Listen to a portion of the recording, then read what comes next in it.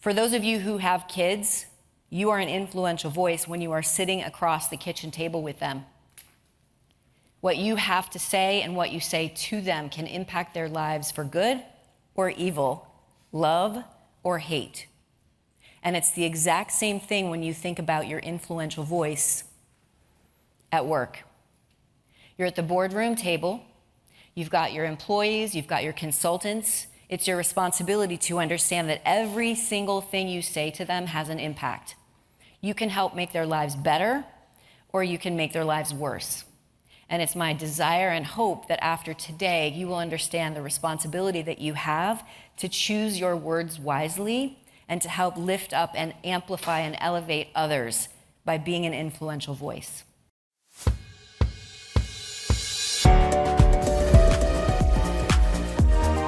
This next session is a total game changer in your occupational dimension.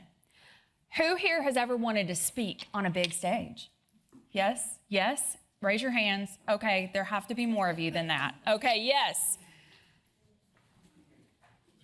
Who's terrified of it? Anybody? Yeah? Either way, get ready because our next speaker is an award-winning director, producer, and author who has helped thousands of professionals step into the spotlight as powerful thought leaders. She's the founder of the Big Talk Academy, former executive producer of TEDx Lincoln Square, and host of the award-winning Big Talk podcast. Her book, The Influential Voice, was a #1 Amazon bestseller, and you're all getting a copy. They're on the table. Plus, y'all, she came with her own video. I'm really, really excited to bring to the stage a woman who I admire tremendously. Author, producer, and speaking coach, Tricia Brouk. She's not just a regular woman. She's a dancer, storyteller, filmmaker. When we talk about everything you're doing, you go from film directing, producing, to writing a book and advocating for change. Tricia Brouk, the author of The Influential Voice. I'm Tricia Brouk, an award-winning director, producer, author, and founder of the Big Talk Academy. My entire platform is built on amplifying and elevating voices and the powerful stories that people have to share to make the world a better place.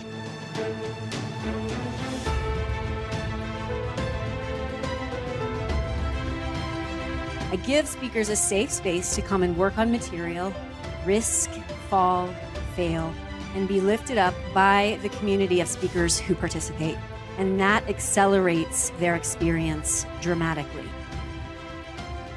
I teach the technique of objective and action so that you have tools to rely on any and every time you take a stage. Pitching is not necessarily how you want to get people to your website or to your business. It's inspiring them. It's being your authentic self so that they want to search for you. As a speaker, it's ultimately about making the world a better place and sharing your message. Your story matters, and by sharing it, you can change and even save a life. I literally wake up every day wanting to make a difference in the world. Amplifying and elevating voices in order to make the world a better place is everything.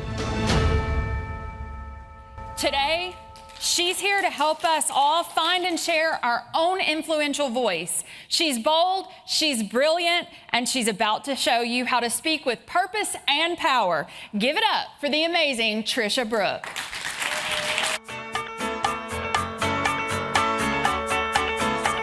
Thank you so much, Angela, for that incredible introduction. Maria, for putting together this incredible group of influential voices. Being an influential voice means you have an opportunity to leave a lasting legacy with what you say, how you say it, and who you are impacting. I'm a former dancer. I had the opportunity to dance all around the world: Palermo, Lisbon, Brooklyn Academy of Music, Lincoln Center, Paris Opera, Vienna Opera House, and I didn't know then that I had an influential voice because the way I expressed myself was through dance and choreography. But I came to know very quickly that the impact I had on an audience by moving was equally as profound and important as when I began to use my voice. New York City, 2001. On September 10th, I performed between the two towers. There was a festival that happened in New York City every summer between the World Trade Center towers. And I was down there with one of the companies I was dancing with, and we were performing. And it was rainy that day. And I remember thinking, it's so strange they make us show ID to go to the bathroom. But there was heightened security, not knowing what the next day would unfold.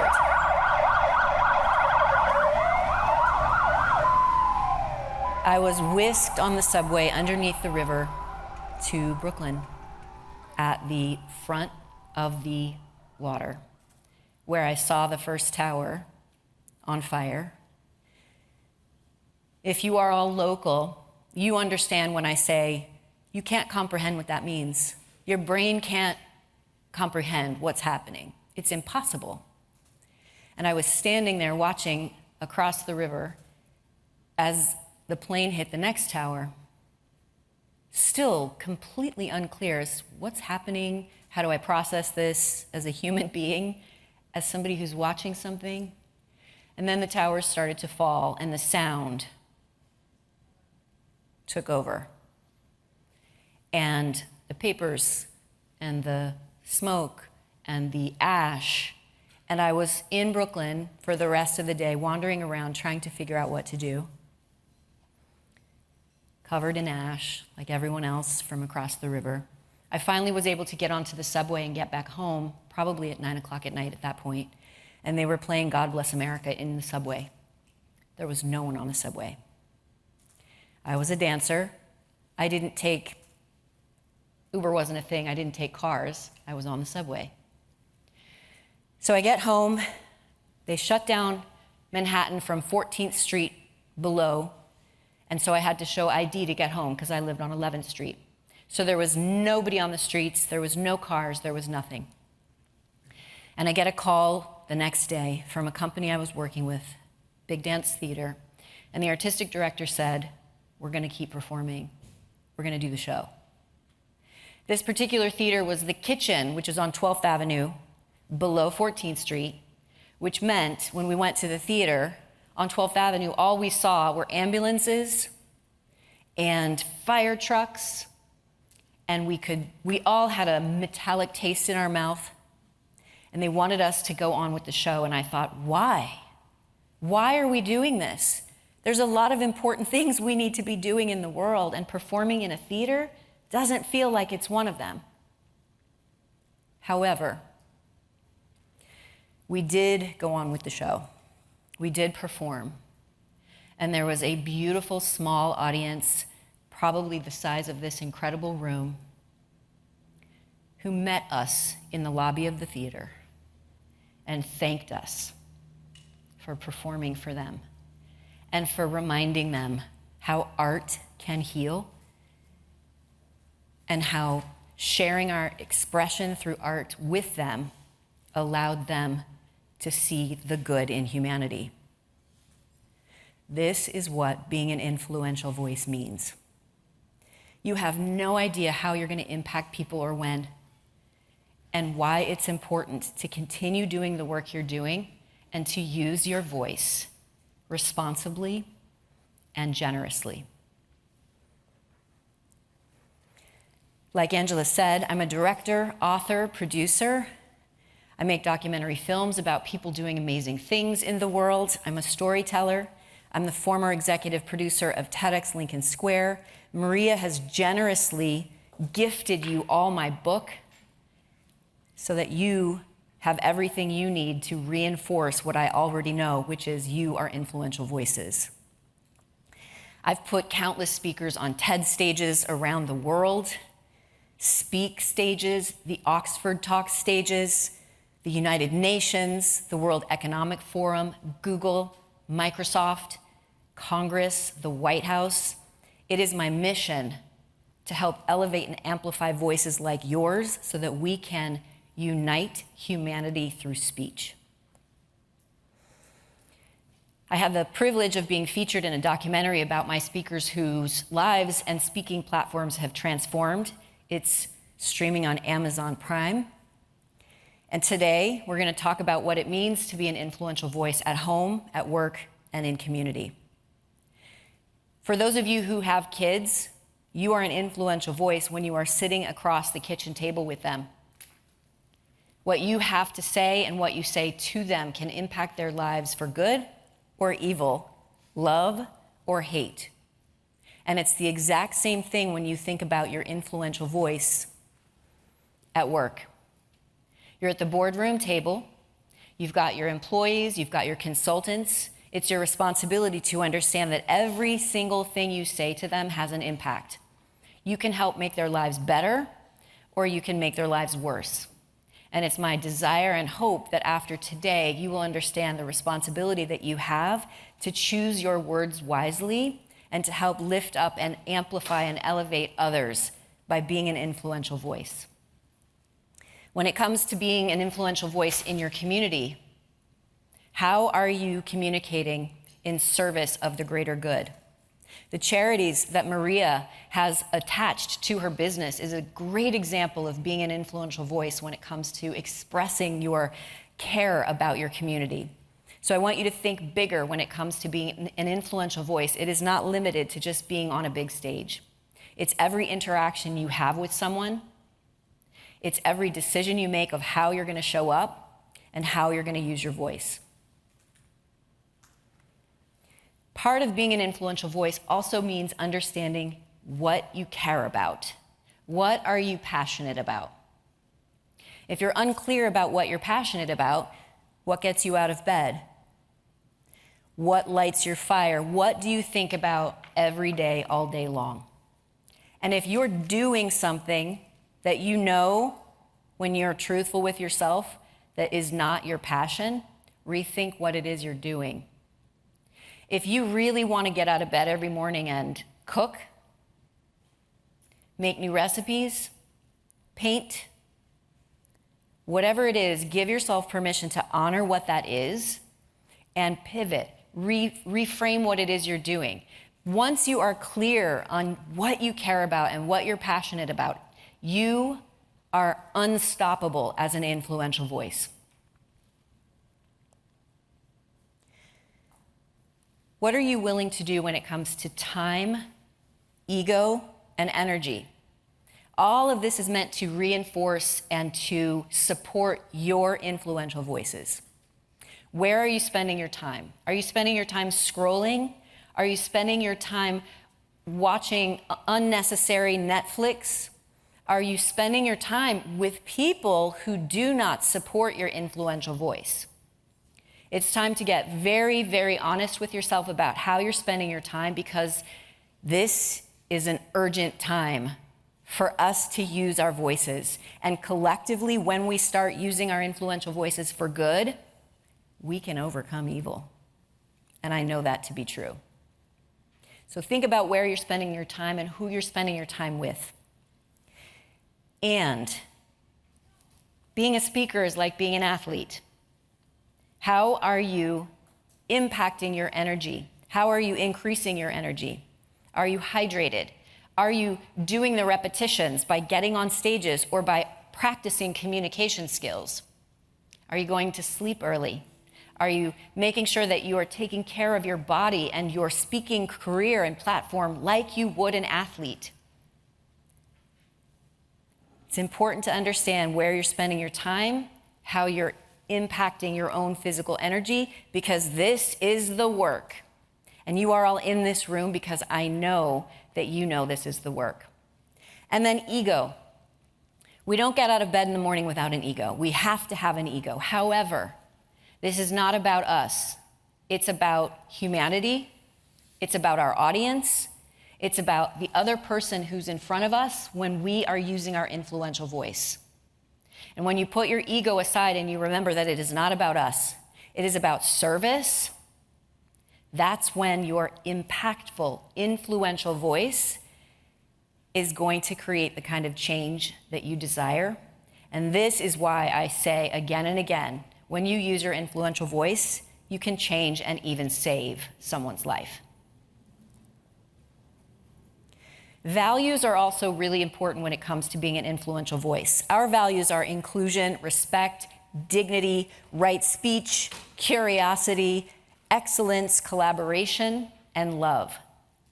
What are your values? Not the ones that you've inherited necessarily. Perhaps they're freedom, compassion, fairness, authenticity, determination. Think about what your values are right now. When you understand what your values are, they become your North Star. Anytime you veer off, am I in alignment with my values? No, I'm going to come back on. Being an influential voice means you understand what your values are, what your passion is, so that you have nothing in the way of you speaking in service. Values that are not in alignment with being an influential voice are unpleasant speech, hate talk, gossip, lazy word choices, and undignified language. If you are hanging out with somebody who is gossiping all the time, ask yourself why. That's where you're spending your time, and it is not in alignment with being an influential voice. If you find yourself using hate speech or undignified language or lazy word choices, course correct. Give yourself permission to forgive, practice a do-over, and start speaking with more dignified language. We have one precious life. How are you going to show up as a communicator? New York City, 2020. It was a rough time in Manhattan. Social distancing was challenging because we're all very close to each other. And grocery stores, if you're not familiar with grocery stores in Manhattan, are small. So if you want to go get some eggs and somebody's in front of you and you are 12 feet from them and they want to look in every single carton, it could take you 30 minutes. So our local grocery store opened up 24/7 so that people could stagger when they were shopping. So I got masked up, gloved up, and I went to my local grocery store. And I would get my basket of food, go to the checkout, and Pamela, the checkout woman, she would look in my basket. She was in full hair and makeup, lashes, mask. And she said, "Tricia, it looks like you're making enchiladas and you do not have enough avocados. Let's go get some more avocados."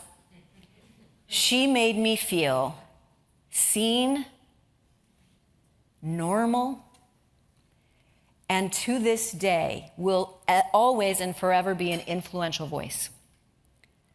She was checking me out at the grocery store. That's the kind of impact I'm talking about when it comes to being an influential voice.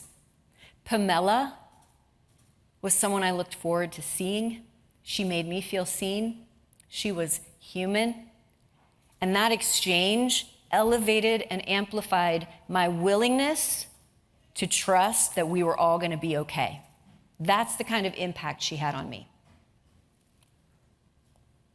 Let's talk about being an influential voice and what it means to actually communicate effectively. The 5 ways to communicate effectively include coexisting with fear, context for global impact, credibility, relatability, vulnerability, performance and choreography, and understanding how to motivate instead of manipulate. Let's talk about what it means to coexist with fear. I saw a few hands up when Angela asked if anybody was afraid of public speaking. You may have heard Jerry Seinfeld's quote, "Most people would rather be in the coffin and not be given the eulogy," because it's real. And the reality is, when you're on stage, your body is going to physiologically betray you. It doesn't matter how many stages you have been on. Sweating, butterflies. Your body will physiologically betray you, so coexisting with the fear is important. And that means understanding that it is not about you. When you think about, what if I fail? What if I fall? What if I say something dumb? What if somebody said it better? What if my trauma is not as important as someone else's and I'm sharing it? That's about you. It needs to be about the audience. I'm here to serve. What I am sharing is going to impact one person in this audience. And when you think about it impacting one person, the right person who is meant to hear from you, then that fear can take a back seat. The other way you can manage, coexist with fear, is by rehearsing under mild pressure. You do not want to take a stage having only rehearsed in front of the mirror and your dog. It's a different experience. So because your body is going to physiologically betray you, you need to know how to handle that. What happens when I begin to speak and I feel queasy, or I'm sweating, or I have a little bit of tremor in my hands because of nerves? Well, if you rehearse under mild pressure, like a family member or your close colleague or friend, what you do is you create a confidence-competence loop where you can trust, I was really nervous and I still did it. I was able to complete the talk, deliver the talk, coexist with that fear, not allow the physiological response to derail me. And then you increase that pressure, a group of people that you respect. And then you increase that pressure more, other speakers. So this gives you an opportunity to coexist with fear and to reinforce that confidence-competence loop that you can speak in front of people while you're still experiencing nerves. And then just like an athlete, which I mentioned earlier, visualize yourself on that stage. Just like athletes visualize that ball going into that net, visualize the room, the smiling faces, what the stage feels like, what the lights feel like. Put yourself in that place so that you set yourself up for success. Context is really important when it comes to being an effective communicator. If you understand these three questions, why does it matter? Why does it matter to me? And why does it matter to the world? Your message and your storytelling will have more impact. Context is important because we want everyone in the room to experience our impact and our voice and our message, even if it's not specifically for them. What I mean by this is, if it has global context, everybody in the room can learn from it. Thank you so much.